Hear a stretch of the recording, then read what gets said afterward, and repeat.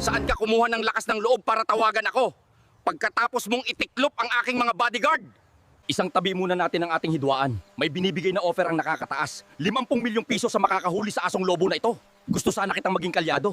Pinahiya mo ako sa sarili kong pamamahay. Sa tingin mo, makikipagkasundo ako sa iyo ng ganyan? Yan ang pinili mo? Pinagsabihan mo ako ng ganyan? Malalaman natin kung sino ang pupulbusin ng bala. Kung noon una natatakot mo ako, ngayon hindi mo ako matatakot. Nagpalakas ako ng alyansa. Mga bata, paandarin nyo na ang ating mga sasakyan. Naghihintay na sa atin ang 50 million pabuya para mahuli ang asong lobo na yan. Tara na! 50 million ang sabi ng leader natin. Kapag nakuha ko yon, pwede akong magkasino, pwede akong pumunta sa karerahan ng kabayo, magsabong ng araw-araw, magtungit at pusoy. Tsaka ako natutubusin si Bebe Labs ko sa kulungan kapag nakuha ko na yung 50 million. Kita nyo yung mga gamit ko? Ayan, nakaredy na, nakatabi pa sa donkey ko. Ako si Cheese, anak ni Mosa, at ito ang aking grupo. Pag nakuha namin ang asong may lobo, meron kaming 10 million bawat isa. Kami ang Chismosa Team!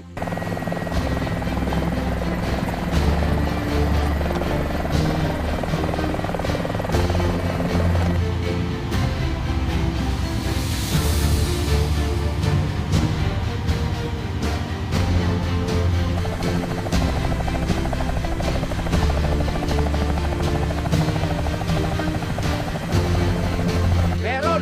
Meron! Sa pula! Pusoy 2! Pusoy way! Uy, kartada 9! Lucky 9! Ano kaya pakiramdam ng may 50 million yung cash habang nasa kasino ka? Siguro para kang nasa alapaap nun.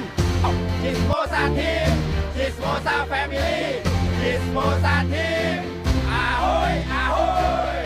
Let's go! Base sa kwento ng aking reyna, malapit dito nagkaroon ng aksidente at naiwan niya ang aming anak. Kailangan nating magpalit ng anyo at tayo ay magiging tao. Tara!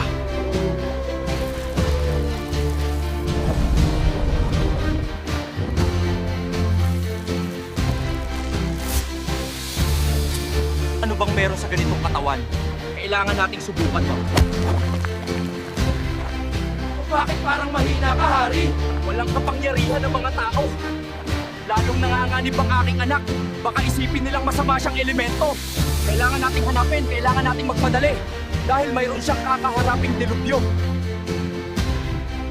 Kailangan nating tulungan ang aking anak para malampasan ang dilubyo na kanyang pagdadaanan. Oo, mahal na Hari. Puti, maganda ang tulay dito. Parang dapok at lumana ang tulay na yan. Nakakatakot ng tumawid, pero wala tayong magagawa. Saklolo, tulong! Huwag tayong maghiwa-hiwalay! Kapit-kapit tayo! Basta lumangoy kayo hanggat kaya nyo. Makakahanap din tayo ng pangpang. Tulong po!